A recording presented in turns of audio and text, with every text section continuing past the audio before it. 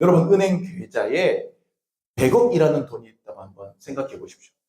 근데 여러분이 아직 한 번도 그 100억이라는 돈을 인출해서 사용하지 않았어요. 그렇다고 해서 한 번도 그 은행에 있는 100억이라는 돈을 꺼내서 쓰지 않았다고 해서 여러분이 100억대 자산가라는 사실이 변합니까? 안 변합니까? 안 변해요. 계좌에 돈을 인출하지 않았어도 분명히 자산가인 것처럼. 예수님이 아직 골고다에 오르시기 전에도 예수님은 여전히 부활의 능력을 지닌 부활과 생명의 주님이셨습니다. 자, 그러면 같은 원리로 우리에게 적용해 봅시다. 우리는 아직 부활이라고 하는 엄청난 금액을 우리의 인생과 영혼의 통장 안에 넣고 살아가고 있는 사람의 셈이에요. 그렇다면 우리 역시 아직 죽지 않았어도, 아직 몸의 부활을 경험하지 않았어도 우리는 이미 부활이요 생명의 성도인 것입니다. 예수님이 열어져 주신 부활이라고 하는 자산은 그분의 자녀된 우리 통장에 상속돼서 입금되어 있습니다. 그렇다면 2000년 전에 예수님의 부활은 과거의 역사로서뿐만 아니라 현재의 경험으로서 저와 여러분에게 주어지는 거예요.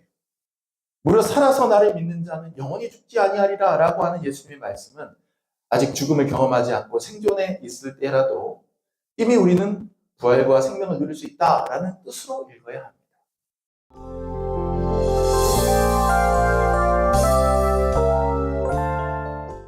여러분, 매년 3월 1일이 되면 우리는 3.1절을 맞죠. 3.1절은 1919년 3월 1일에 일어난 만세운동을 기념하는 날입니다. 그런데 1919년 3월 1일 우리나라에서 3.1운동이 일어난 것은 역사적인 사실이죠. 여러분, 그거 의심하시는 분 계세요? 없으시잖아요.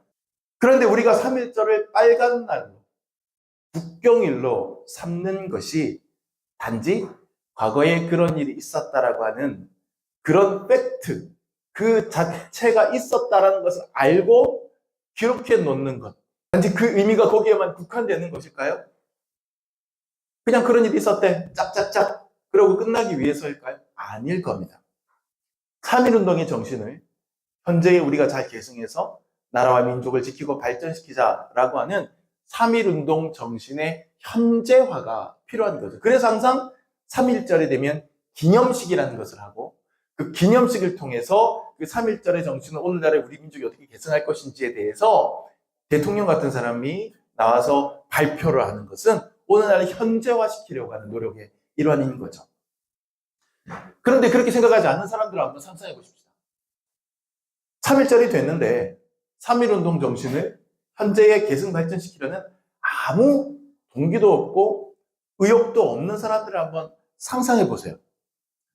3.1운동의 상징이라고 할 수 있는 유관순 열사에 대한 존경심도 없고 민족대표 33인이 발표한 독립선언서에 동의하지도 않으며 심지어 우리나라의 독립을 반기지도 않는 애국심이라고는 찾아봐도 눈꼽만큼도 없는 사람들을 한번 여러분 상상해 보세요. 그들에게는 3.1운동 정신이 전혀 현재화되고 있지 않지만 3.1절에 회사를 쉬고 집에서 TV로 3.1절 특집 영화를 시청하면서 꿀맛 같은 휴일을 보낼 거예요. 빨간 날 3.1절을 누릴 거란 말이죠. 단지 과거에 그런 일이 있었다는 것을 기념하는 기념일로만 소비할 뿐 현재 내 삶에 내가 살아가는 인생의 가치 속에 전혀 그 의미를 이어붙이지 않는다? 이것이 과연 바람직한 일일까? 질문하게 되는 거죠. 부활을 신앙적으로 바라볼 때 두 가지 측면을 우리가 생각할 수 있습니다. 두 가지 측면. 하나는 부활의 역사성이라는 측면이고 다른 하나는 부활의 현재성이라는 측면. 부활의 역사성이라고 하는 것은 과거에 역사적으로 있었던 예수님의 부활 사건을 말합니다. 예수님께서 십자가에서 죽으셨다가 사흘 만에 다시 살아나셨고 그 사건을 목격한 사람들이 초대교회를 형성했습니다. 우리가 부활절을 기념하고 예수 부활을 하셨다고 축하 인사를 서로 건네는 것은 바로 부활의 역사성에 기초한 겁니다. 부활의 역사성은 우리가 가진 부활신앙의 토대예요. 우리가 부활절을 기념하고 예수 부활하셨다고 축하 인사를 건네는 것은 바로 부활의 역사성에 기초한 거예요. 부활의 역사성이라고 하는 것은 우리가 가진 부활신앙의 토대입니다. 과거에 그런 일이 있었다라고 하는 토대예요. 교회는 그 위에 세워져요. 예수님이 죽음을 이기고 부활하셨다는 과거의 사실 그 자체가 가진 힘이 있습니다. 근데 이것만으로는 충분하지가 않아요. 우리가 부활의 역사성에만 집착하게 될 때, 그 역사성을 부정한다는 얘기가 아니에요, 지금. 부활의 역사성만 생각하게 될 때, 부활 사건은 말 그대로 역사적인 옛날에 있었던 고대 문헌 속에 박제된 사건으로 끝나버린다고요. 마치 오늘날 빨간 날 3.1절의 의미를 하나도 가슴에 새기지 않고 그냥 과거에 있었던 3.1절이 주는 유익만 누리고 살아가는 사람처럼 그렇게 돼버린다는 거예요. 곰이 쑥과 마늘을 먹고 동굴에서 버티다가 사람이 되었대요. 같은 단군 신화와 동급의 옛날 이야기로 부활 신앙이 취급될 위험이 있다는 겁니다. 그렇기 때문에 우리는 부활의 역사성뿐 아니라 부활의 현재성이라는 측면이 반드시 필요합니다. 부활의 현재성. 예수님의 부활이 2000년 전에 있었던 역사적인 사건일 뿐만 아니라 오늘날 우리에게 현재를 살아가는 저와 여러분에게도 똑같이 영향을 미친다는 점을 우리는 분명히 알아야 하는 겁니다. 이것이 바로 부활의 현재성이에요. 3.1운동을 과거의 사건으로만 기억하는 것이 아니라 오늘날 민족적으로 그 정신을 계승하려고 노력해야 하는 것처럼 부활절을 맞는 우리 역시 예수님의 부활을 2000년 전의 사건으로 그냥 과거로 흘러버리고 축하하고 기념하고 끝날 일이 아니라 오늘날 우리의 부활로 현재화시켜서 적용해야 한다는 말씀을 제가 지금 드리고 있는 겁니다. 오늘 본문으로 이제 들어가 봅시다. 오늘 본문은요, 사도 바울이 언급하는 부활론이거든요. 이 본문을 잘 읽어보시면 본문은 예수님의 부활을 단지 예수님의 부활 사건으로만 국한시키고 있지 않아요. 본문에서 바울은 아주 명확하게 예수님의 부활을 우리의 부활하고 연결시켜요. 21절과 22절 본문 말씀 다시 한번 보시죠. 사망이 한 사람으로 말미암았으니 죽은 자의 부활도 한 사람으로 말미암는도다. 아담 안에서 모든 사람이 죽은 것 같이 그리스도 안에서 모든 사람이 삶을 얻으리라. 이렇게 말씀하고 있어요. 보세요.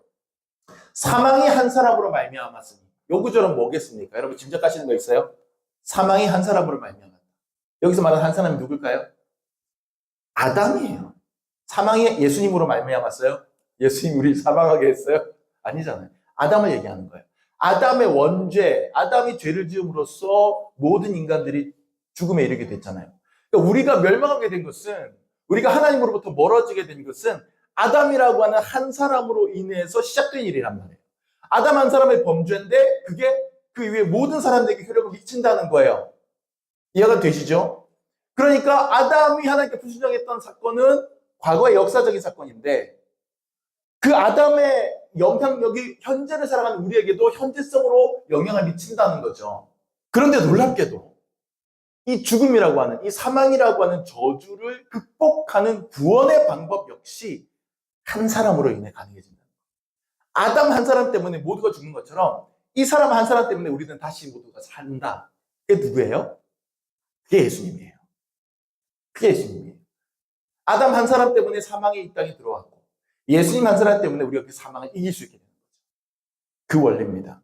그게 바로 뒤에 나오는 죽은 자의 부활도 한 사람으로 말미암는도다라고 하는 구절입니다. 죽은 자의 부활도, 사망도 한 사람으로 말미암는 것처럼 부활도 한 사람으로 말미암는다. 이 얘기는 뭡니까? 예수님의 부활은 과거에 2000년 전에 있었던 사건으로 끝난 사건이 아니라 그 한 사람의 부활로 인해 오늘날 우리도 부활한다는 거예요.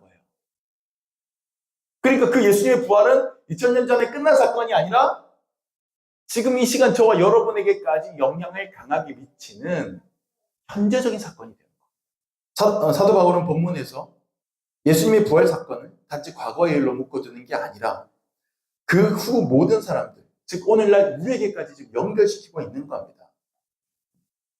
부활의 과거성, 역사성을 넘어 부활의 현재성, 심지어 미래성까지 이야기를 하는 거예요. 그러니까 예수님의 부활 사건은 역사적인 사실인 동시에 오늘날 저와 여러분의 현재적인 사건입니다. 제가요, 옛날부터 성경을 읽을 때 오랫동안 굉장히 해결하기 어렵고 고민스러웠던 성경 구절이 하나가 있었어요. 이 말씀 읽을 때마다 제가 읽고 묵상하고 은혜 받고 사람들에게 심지어 가르치고 설교도 했지만 늘 마음속에 무언가 의문이 찜찜하게 남아있는 성경 구절이 하나가 있었어요. 그게 뭐냐면 요한복음 11장 25절 26절 말씀입니다. 예수께서 이르시되 나는 부활이요 생명이니 나를 믿는 자는 죽어도 살겠고 무릇 살아서 나를 믿는 자는 영원히 죽지 아니하리니 이것을 네가 믿느냐 이랬습니다. 이 말씀은 뭐냐면 예수님에게 나사로라고 하는 진실한 벗이 있었어요. 그런데 이 나사로가 그만 급한 병에 걸려서 죽어버렸어요. 그 소식을 들은 예수님이 나사로가 살고 있던 베다니 마을로 갔는데 이미 죽은 지 나흘 돼서 장사치를 치르고 무덤에 넣었어요. 이스라엘의 무덤은 우리와 달라서 돌을 파고 동굴을 만들어서 시체를 넣고 그 앞에 돌문으로 굴려서 막는 형태거든요. 예수님께서 그날 그 돌문을 굴리시고 그 앞에서 눈물을 흘리면서 하나님께 기도하시고 나사로야 나오라 했을 때 나사로가 수의를 입은 모습 그대로 일어나서 벌떡 일어나서 걸어 나오는 기적이 일어나거든요. 이것은 장차 불과 얼마 뒤에 일어날 예수님의 부활 사건에 대한 일종의 예표적인 예고 느낌의 사건이었어요. 예고편으로 나사로를 부활하는 모습을 보여주시고 그다음에 예수님이 부활하시는 것이거든요. 이때 나사로를 다시 살리실 때 예수님께서 나사로의 누이인 마르다에게 하셨던 말씀이 오늘 보면 이 말씀이에요. 방금 읽은 말씀. 내가 부활이요 생명이니 나를 믿는 자는 죽어도 살아날 것이다. 부활할 것이다. 이 얘기예요. 그러니까 25절에 대해서는 이해하기 어려운 부분이 없습니다. 예수 믿는 사람, 어차피 예수 믿음으로 우리도 부활하고 살아날 것이라고 우리 믿잖아요. 그러니까 이 25절 말씀은 그렇게 크게 이해하는데 어려움이 없습니다. 문제는 26절이었어요.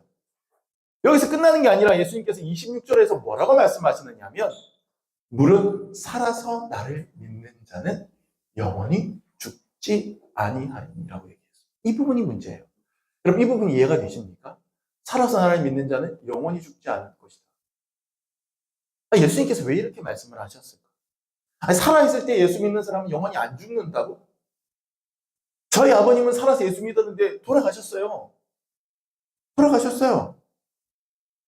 아니, 베드로도, 심지어는 바울도 그렇게 예수 잘 믿는 사람인데 다 죽었어요.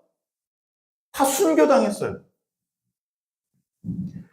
우리나라를 위기와 어지러움에 빠뜨리고 있는 신천지의 교주 이만희라는 사람은 자신이 죽지 않는다는 불사의 교리를 가르치죠. 그걸 믿고 따라가는 의사, 변호사들, 그 사람들도 희한해요. 소위 말하는 화이트 칼라, 똑똑한 사람들에게 신천지 많이 빠져있거든요. 그걸 믿어요. 이만희 자기는 안 죽는데요. 안 죽는데 하루가 다르게 늙어가는데. 신천지 이만희는 자기가 영원히 죽지 않는다. 그걸 가르친다는데 헛소리 중에 헛소리 아닙니까? 아니 살아서 예수 믿는 사람 영원히 죽지 않는다면 예수 믿으라고 가르치는 교회마다 장례식 매뉴얼은 왜 있는데요? 목사들은 왜 그렇게 교인들 장례식 집례하고 다니는데요? 아니 26절 말씀 뭔가 이상하지 않으세요? 살아서 나를 믿는 자는 영원히 죽지 아니하리라. 이 말씀을 이렇게 이해해야 됩니다. 부활의 현재성으로. 만약에 부활이 단지 육체가 죽은 다음에 살아가는 일만을 뜻한다면 아직 죽지 않은 사람은 부활을 경험할 수 없을 거예요. 여러분 부활을 경험해 본 적 있으세요? 사모님 부활해 보신 적 있으세요? 없죠? 저게 부활을 육체의 죽음으로부터 일어나는 부활로만 이해할 때 저렇게 대답이 나와요. 저는 부활을 경험해 봤어요. 육체가 죽었다가 살아나는 부활 아니고 나의 존재가 정말 거의 죽음처럼 바닥까지 경험했어요. 떨어졌어도 예수님으로 인하여 다시 일어나는. 이것도 우리는 부활이라고 부를 수 있는 거예요. 우리는 부활을 우리가 생각하는 것보다 훨씬 더 큰 덩어리를 이해할 필요가 있어요. 바로 이해가 안 가시죠? 제가 조금 더 이해가 쉽도록 몇 가지 예를 들어서 설명을 해드릴게요. 저는 1994년에 현역으로 입대해서 1996년에 전역했습니다. 제가 입대하는 해에 김일성이 죽었어요, 북한에. 되게 옛날 사람이죠. 그렇죠? 저는 그때 분명히 군인 신분이었습니다. 그러면 저는 전투 혹은 전쟁에 참여해 본 적이 있을까요? 없을까요? 없어요. 저도 훈련할 때 총을 쏘아봤지만 그 총을 들고 전투에 나가서 적군을 쏴본 적이 없어요. 참전해 본 적이 없다는 얘기예요. 실제로 전투에 한 번도 투입되지 않고 제대했습니다. 그러면 제가 전투에 참여해 본 적이 없으니 저는 군인이 아닙니까? 군인이 아니었습니까? 저는 군인이었습니다. 분명히. 군인이었어요. 만약에 그 군대에 있는 동안에 제가 사고를 쳤으면 경찰은 저를 못 잡아갑니다. 헌병들이 잡아가지. 군경찰들이. 군인이었어요. 적군 한 명에게 총 한 번 쏘지 않았어도 2년 2개월 동안 보초만 서다가 나왔어도 군인은 군인이에요. 여러분 은행 계좌에 지금 행복한 상상을 한번 행복회로를 돌려보세요. 여러분 은행 계좌에 100억이라는 돈이 있다고 한번 생각해 보십시오. 근데 여러분이 아직 한 번도 그 100억이라는 돈을 인출해서 사용하지 않았어요. 그렇다고 해서 한 번도 그 은행에 있는 100억이라는 돈을 꺼내서 쓰지 않았다고 해서 여러분이 100억대 자산가라는 사실이 변합니까? 안 변합니까? 안 변해요. 안 변합니다. 안 변해요. 돈을 쓰지 않아도 여전히 여러분은 100억대 자산가고 은행에 가면 은행장이 나와서 막 이리로 오시죠. 여기 앉아 계시지 말고 안으로 모시겠습니다. 이렇게 대접받는 사람이에요. 예수님께서 십자가에 못 박혀 죽으신 뒤에 사흘 만에 부활하셨습니다. 그러면 이 땅에 오신 예수님께서 십자가에 못 박히시기 이전까지 예수님은 부활의 주님이 아니었을까요? 이렇게 물어볼 수 있는 거죠. 예수님께서 골고다 언덕에서 죽으시고 3일 만에 부활하시기 직전에 갈릴리 호수를 다니시고 그리고 예루살렘에서 성전을 정화하시고 베들레헴 마구간 말구유에 태어나시고 할 때 그때 예수님은 부활의 주님이 아니셨나요? 그때 예수님에게는 부활의 능력과 부활의 생명력이 충만하지 않으셨나요? 아니에요. 예수님께서는 부활이라고 하는 자산을 은행 계좌에서 꺼내 쓰시지 않았을 뿐이지 여전히 부활의 자산가입니다. 이해가 되시죠? 이해가 되셔야 됩니다. 이게 전투에 아직 투입되지 않은 군인도 분명히 군인인 것처럼 계좌에 돈을 인출하지 않았어도 분명히 자산가인 것처럼 예수님이 아직 골고다에 오르시기 전에도 예수님은 여전히 부활의 능력을 지닌 부활과 생명의 주님이셨습니다. 부활이라고 하는 그 역사의 한 시점에 그 사건을 겪기 전에도 예수님은 부활의 주님이셨어요. 자, 그러면 같은 원리로 우리에게 적용해 봅시다. 오늘 우리가 읽은 본문에 의하면 한 사람 예수 그리스도의 다시 살아나심으로 그리스도에게 속한 우리는 역시 다 부활을 선물로 받는다고 되어 있습니다. 우리도 예수 믿고 죽으면 부활하는 거예요. 그렇다면 우리는 아직 죽지 않았고 육체적인 부활을 경험하지 않았으므로 그 부활이라고 하는 것을 우리가 우리 안에, 우리의 삶의 존재 안에, 실존 안에 담고 있지 않은 것입니까? 그렇지 않다는 거예요. 우리는 아직 부활이라고 하는 엄청난 금액을 우리의 인생과 영혼의 통장 안에 넣고 살아가고 있는 사람의 셈이에요. 그렇다면 우리 역시 아직 죽지 않았어도, 아직 몸의 부활을 경험하지 않았어도 우리는 이미 부활이요 생명의 선도인 것입니다. 예수님이 열어줘 주신 부활이라고 하는 자산은 그분의 자녀된 우리 통장에 상속돼서 입금되어 있습니다. 그렇다면 2000년 전에 예수님의 부활은 과거의 역사로서뿐만 아니라 현재의 경험으로서 저와 여러분에게 주어지는 거예요. 우리가 누릴 수 있는 겁니다. 무려 살아서 나를 믿는 자는 영원히 죽지 아니하리라 라고 하는 예수님의 말씀은 아직 죽음을 경험하지 않고 생존에 있을 때라도 이미 우리는 부활과 생명을 누릴 수 있다라는 뜻으로 읽어야 합니다. 이 땅에서 살아가는 동안 여러 절망과 여러 낭패를 경험하시죠. 때로 그 절망과 낭패들은 마치 죽음과 다를 바 없는 것일 때도 있어요. 하지만 우리가 부활이요 생명이신 예수님을 믿을 때 그 예수님의 부활과 생명은 우리가 죽었을 때 우리를 부활시키는 능력이 될 뿐만 아니라 살아있을 때도 우리를 결코 죽은 것 같은 절망에 내버려 두지 않고 떨쳐 일어설 수 있게 해주는 에너지가 되는 겁니다. 여러분, 낙하산을 등에 맨 스카이다이버가 엄청나게 높은 고도의 상공에서 비행기에서 뛰어내린 뒤에 그 숙달된 스카이다이버가 아직 낙하산을 손잡이 잡아당겨서 펴기 전에 상공에서 공중제비를 돌고 환하게 웃고 그곳에서 빙글빙글 돌고 하는 그런 영상을 여러분 TV나 인터넷 같은 거에서 많이 보셨을 겁니다. 그가 아직까지 낙하산을 탁 당겨서 펴기 전인데도 그 공중에서 그렇게 여유롭게 재주를 부리고 멋진 포즈를 취할 수 있는 것은 아직 펴지 않았지만 내 등에 낙하산이 있음을 그가 알기 때문이에요.